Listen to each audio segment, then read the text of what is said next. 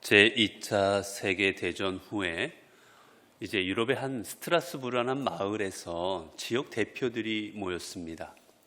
이 지역 대표들이 모여서 뭔가를 의논하기 시작합니다. 의논의 내용은 무엇이었냐면 그곳에 성당이 있었는데 그 성당 앞에 있던 그 예수님 상이 이제 폭격으로 말미암아 부서진 거였어요. 그 예수님의 그 상에 이 두 팔이 떨어져 나가 버렸습니다. 그래서 이제 전쟁이 끝난 후에 사람들이 의논합니다. 이 예수님 상에 이 두 팔이 떨어져 나가서 보기가 흉한데 이걸 어떻게 할까? 이제 의논한 거예요. 근데 의논하다 보니까 두 의견으로 나뉩니다. 한쪽에서는 이 상이 우리가 옛날부터 봐왔던 상이니까 이 상을 우리가 팔만 보수해서 그대로 놔두자라는 의견이 있었고, 또 한쪽에서는 팔만 보수해서 놔두면 이게 이상하다라는 겁니다. 그러니까 차라리 이 김에 예수님의 전체 상을 다시 만들어 버리자. 그래서 세워놓자. 이 두 의견이 팽팽하게 맞섰어요. 한참을 대표들이 의논한 끝에 이 마을의 대표들이 결론을 내렸습니다. 결론의 내용은 이랬다고 그래요. 이 상을 그대로 둡시다. 이 두 팔이 떨어져 나가던 주님의 상을 이대로 둡시다. 그리고 이 상 앞에 팻말을 하나 써놓읍시다. 그 팻말의 내용은 이렇게 씁시다. 그 내용이 뭐냐면 예수님은 당신과 나의 팔을 필요로 하십니다. 떨어져 나간 예수님의 팔 앞에 예수님은 당신과 나의 팔을 필요로 하십니다. 여러분, 성경에 보면 수많은 이야기들이 성경에 쓰여져 있습니다. 여러분, 성경에 나오는 수많은 일들, 이 일들이 무엇을 담은 겁니까? 성경의 이야기는 하나님의 뜻을 이루어가는 과정의 이야기들이 담겨져 있습니다. 하나님이 계획하시고 하나님께서 이루시고자 하는 그 하나님의 뜻, 그것을 이루어가는 과정이 담긴 그 내용이 성경의 내용들이에요. 근데 중요한 건 뭐냐면 하나님께서 당신의 뜻을 이루어 가실 때 하나님께서 때로는 직접 행하시기도 합니다. 천지를 창조하신 것처럼 주님이 직접 하실 때도 있지만 대부분의 이야기는 사람의 손을 통해서 하신다라는 겁니다. 아브라함을 통해서, 모세를 통해서, 그리고 다윗을 통해서 하나님께서는 사람이 없이도 분명히 이루실 수 있지만 하나님께서는 직접 행하시기보다는 이 땅에 살아가는 수많은 사람들을 통하여서 그 사람을 하나님의 손으로 사용하셔서 그 사람을 하나님의 발로 사용하셔서 하나님의 뜻을 이루어가고 계신다라는 겁니다. 여러분, 그렇기에 오늘 우리의 삶에 있어서 중요한 건 내가 하나님께서 이루어 가시는 이 땅에서 내가 지금 하나님의 손이 되어서 하나님의 사명을 이루어가고 있는가? 내 삶을 통해서 하나님의 뜻 이루는 삶에 내가 동참하고 있는가? 그렇지 않으면 하나님과의 뜻과 하나님과의 계획과는 전혀 상관없는 삶을 내가 살아가고 있는가? 내가 어떤 삶을 살아가고 있는가가 우리의 삶에 중요한 겁니다. 오늘 본문에 보게 되면 주님께서 거라사 지방에 갔던 이야기지요. 거라사 지방에 귀신 들렸던 사람을 주님께서 이제 귀신을 내어 쫓고 깨끗게 하고 회복시켜 주십니다. 이 놀라운 사건, 어떤 누구도 이 사람을 회복시킬 수 없었는데 심지어는 이 사람을 좀 가만히 두고자 쇠사슬로 묶어도 다 끊어버리는 정도의 그런 사람이었는데 이 사람이 온전하게 되어서 앉아있는 모습을 보자 사람들이 놀랍니다.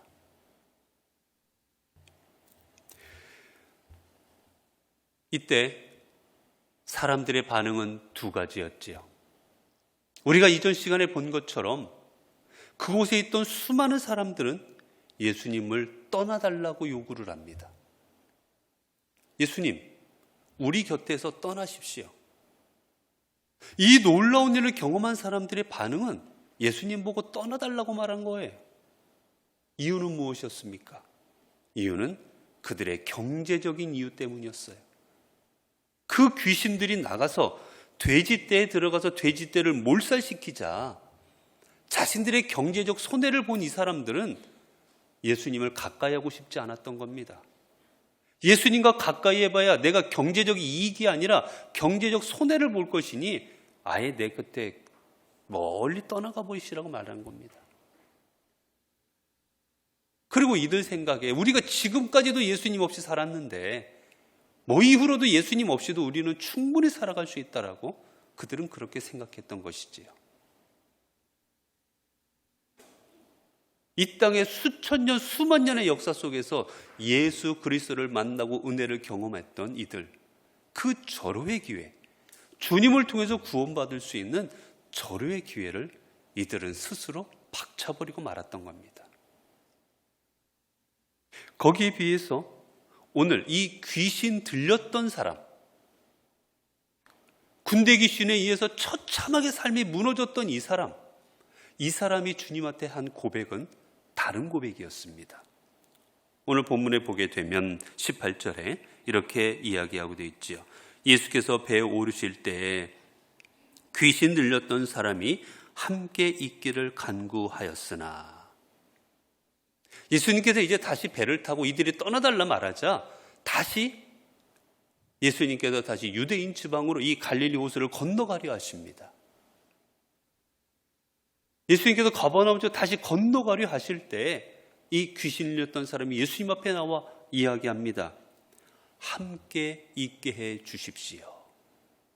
이전에 다른 사람들은 예수님 보고 떠나달라고 요구를 했습니다. 그런데 이 귀신 들렸던 사람은 반대로 주님 함께 있게 해 주십시오라고 간구하고 있습니다.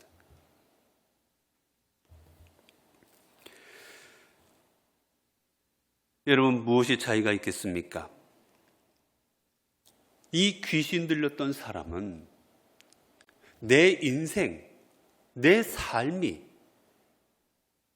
어떤 분으로 인하여서만 온전해질 수 있는지를 경험했던 이 사람은 저 주님에 의해서 내 인생이 바로 갈 수 있고 저 주님에 의해서 내가 구원받을 수 있고 영생 얻을 수 있음을 깨달았기에 그는 주님과 함께하기를 구하였던 겁니다.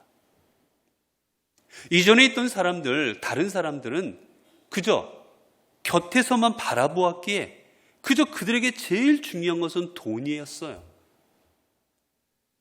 그러나 지금 생명, 구원을 얻은 이 사람에게 있어서 제일 소중한 건 돈 문제가 아니라 주님을 통해서 내 인생이 바로 세워지는 거였습니다. 그랬기에 주님 함께 해 주십시오라고 구하고 있는 거예요. 오늘 본문에 보게 되면 간구하였더라라는 말은 여러분 어떻게 되어 있냐면 미완료형으로 되어 있습니다. 즉 뭐냐? 완료가 되지 않았다라는 건 뭐예요? 계속 진행이 됐다는 얘기입니다. 즉 다시 말하면 한 번 예수님 같이 있게 해주십시오라고 한 번 말한 게 아니라 여러 번을 계속 말한 거예요.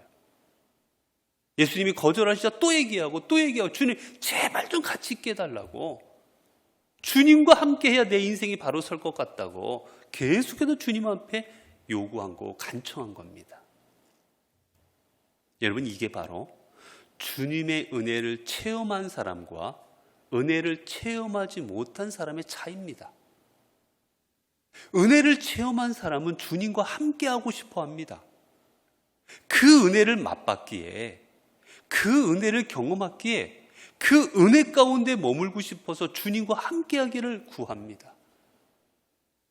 그러나 주님의 은혜를 경험하지 못한 사람은 주님과 함께하는 삶이 얼마나 우리에게 기쁨과 행복과 그리고 그로 인하여 내 삶에 세워지는 것을 깨닫지 못하기에 주님과 함께하고 가까이 하려고 하지 않는 것이지요. 여러분, 얼마나 귀한 겁니까? 여러분 생각해 보세요. 이 사람이 만약에라도 주님과 함께 한다면 여러분 주님께 여러 가지 이득되는 일이 많지 않았겠습니까? 여러분, 그런데 오늘 본문에 보게 되면 주님께서는 다르게 말씀하십니다. 오늘 본문의 19절을 보면 앞부분에 이렇게 되어 있지요. 허락하지 아니하시고 그에게 이르시되. 그가 주님 같이 하겠습니다, 저도 주님과 동행할게요 라고 말하고 있는데 허락하지 않았다라고 말씀하십니다. 여러분, 만약이라도 여러분 이 사람이 주님과 함께 다니면서 온 가는 곳마다 내가 귀신 들렸던 사람입니다. 내가 하나의 귀신도 아니고 군대 귀신이라는 수천의 귀신들이 내 안에 들어와 있었습니다. 그런데 저분으로 말미암아 내가 깨끗해졌습니다. 여러분, 내가 산 증인이라고 예수님이 간 데마다 이 사람이 여러분 증언하고 다녔다면, 간증하고 다녔다면 여러분 예수님의 그 사역이 얼마나 순탄했겠어요? 얼마나 많은 사람이 놀랐겠습니까? 예수님 사역에 도움이 되지 않았겠습니까? 그런데 주님께서 말씀하십니다. 허락하지 아니하시고 나를 따라오지 말아라. 그리고 어떻게 말씀하십니까? 뒤에 보면 그에게 이르시되 집으로 돌아가 주께서 내게 어떻게 큰 일을 행하사 너를 불쌍히 여기신 것을 내 가족에게 알리라.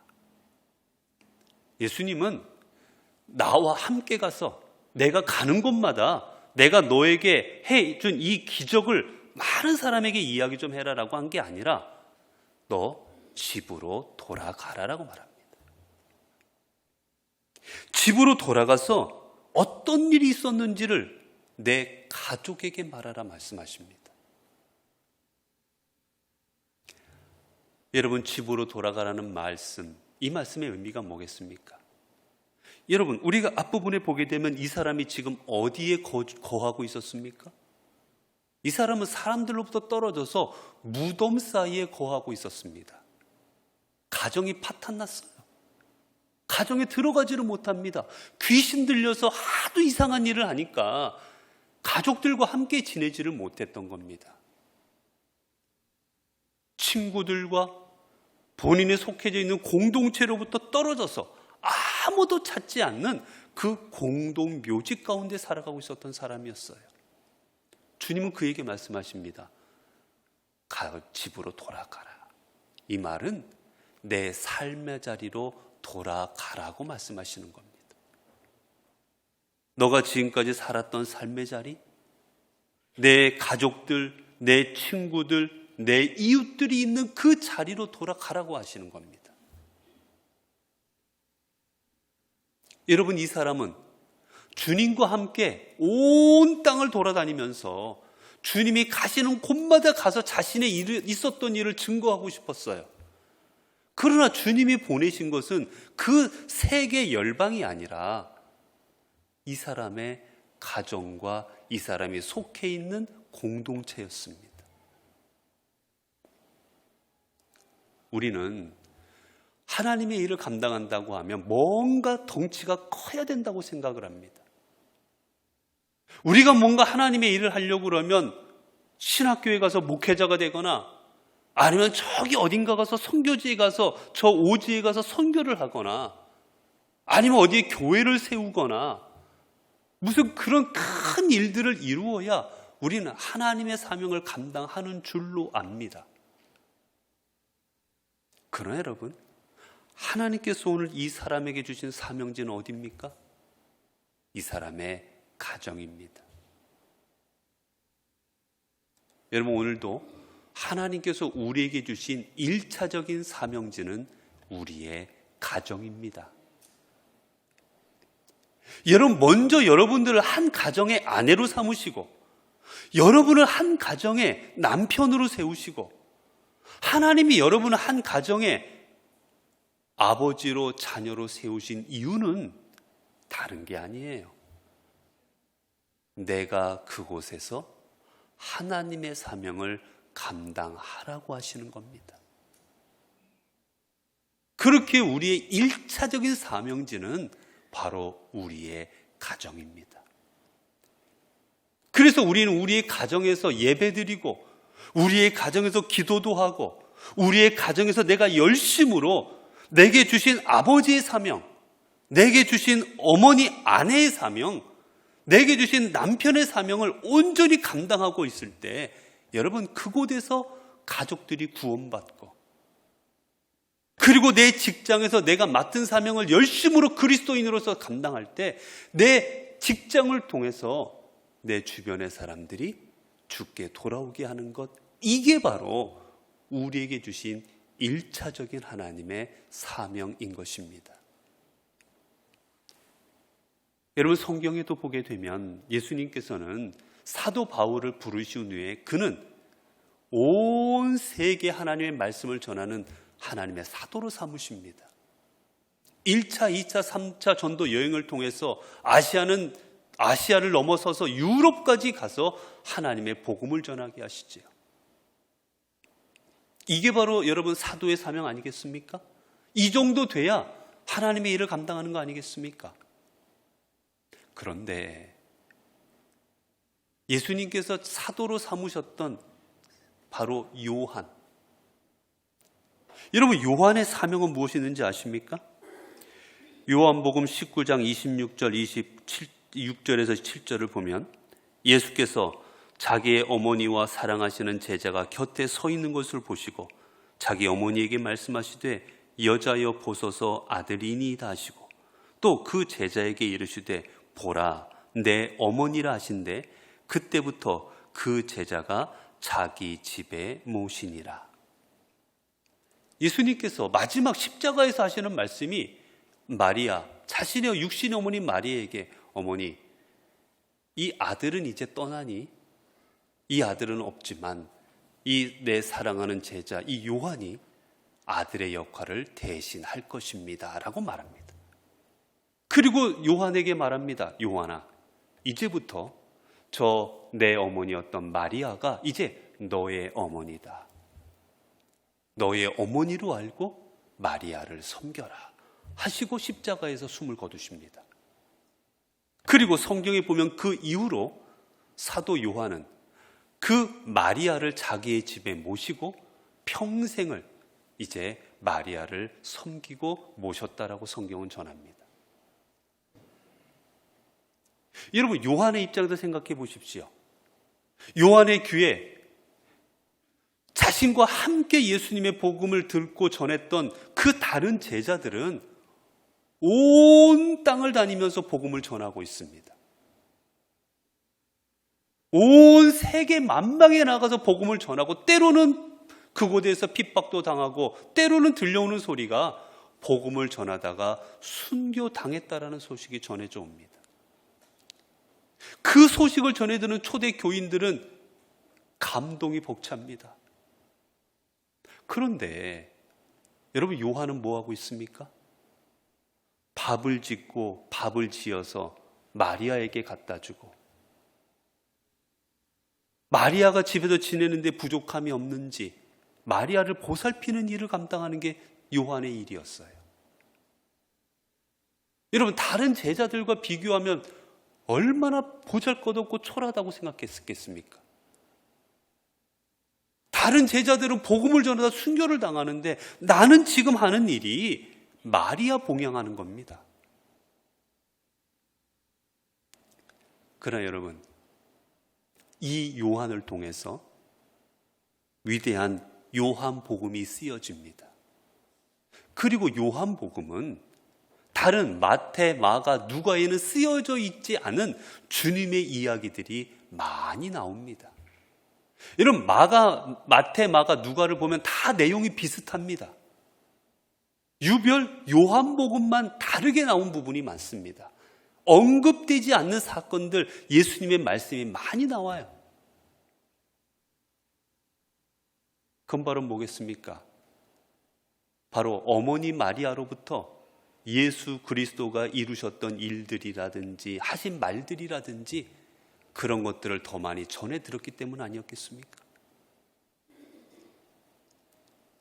여러분 하나님께서 사용하시는 일은 여러분 이처럼 크다고 사람들 앞에 보인다고 해서 하나님께도 높게 평가하시는 것이 아니라 하나님께서 주신 삶의 자리가 저 세계에 나가서 저 지구 끝에 가서 복음을 전하는 일이면 그 일이 하나님의 일이고, 그러나 1차적으로 하나님께서 우리의 가정과 내 삶의 자리를 주셨다면 우리는 1차적으로 그 자리가 하나님께서 내게 주신 하나님의 선교의 현장인 것입니다. 마틴 루터 킹 목사님께서 1967년에 한 교회에서 한 연설의 내용입니다. 만약 여러분 중에 거리에 청소부라 불리는 사람이 있다면 나가서 미켈란젤로가 그림을 그리듯이 거리를 청소하십시오. 그리고 베토벤이 음악을 작곡하는 것처럼, 셰익스피어가 시를 쓰는 것처럼 거리를 청소하십시오. 그러면 후에 그의 청소 솜씨가 너무 탁월해서 하늘과 땅의 모든 것들이 잠시 멈춰서서 이렇게 이야기할 것입니다. 여기 자기가 맡은 일을 훌륭히 해낸 위대한 청소부가 살았노라. 여러분, 우리는 청소부 하면 보잘것없고 쓸모없고 아무것도 아니라고 생각하지 않습니까? 그러나 내가 맡은 일이 청소일지라도 미켈란젤로가 그림을 그리듯이 그렇게 열정적으로 하고, 셰익스피어가 시 한 수 한 수를 짓는 것처럼 그렇게 온 정성을 다해서 내가 청소한다면, 베토벤의 자신의 삶의 열정을 다 쏟아부어서 작곡하는 것처럼 그렇게 내 삶의 자리에서 내 사명을 감당한다면, 여러분, 그게 바로 하나님이 기뻐하시는 사역인 겁니다. 여러분, 우리가 성경에 보게 되면 예수님께서 마태복음 25장에 달란트의 비유를 하십니다. 5달란트 맡긴 사람, 2달란트 맡긴 사람, 1달란트 맡긴 사람에게 각자 사명을 주십니다. 5달란트 맡은 사람은 5달란트를 남겼습니다. 엄청 많은 겁니다. 2달란트 맡은 사람은 역시 2달란트를 남겼습니다. 여러분, 누가 더 많이 남겼습니까? 5달란트 가진 사람이 훨씬 많이 남겼습니다. 2배가 넘는 거예요. 2달란트보다. 그런데 성경을 보면 5달란트 남긴 사람과 2달란트 남긴 사람, 그 사람들에게 주신 말씀이 똑같습니다. 한자도 다르지 않고 똑같이 말씀하십니다. 잘하였도다 착하고 충성된 종아, 내가 적은 일에 충성하였음에 내가 많은 것을 내게 맡기리니 내 주인의 즐거움에 참여할지어다.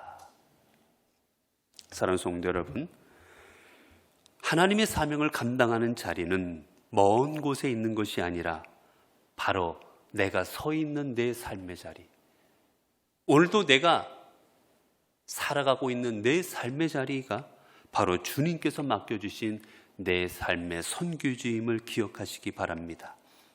먼 곳에 가지 못해도, 큰 일을 하지 못해도 내 삶의 자리에서 내가 맡은 일을 훌륭히 우리가 행하고 있다면 하나님께서는 우리를 향하여 착하고 충성된 종아 라고 우리를 그렇게 불러주실 것입니다.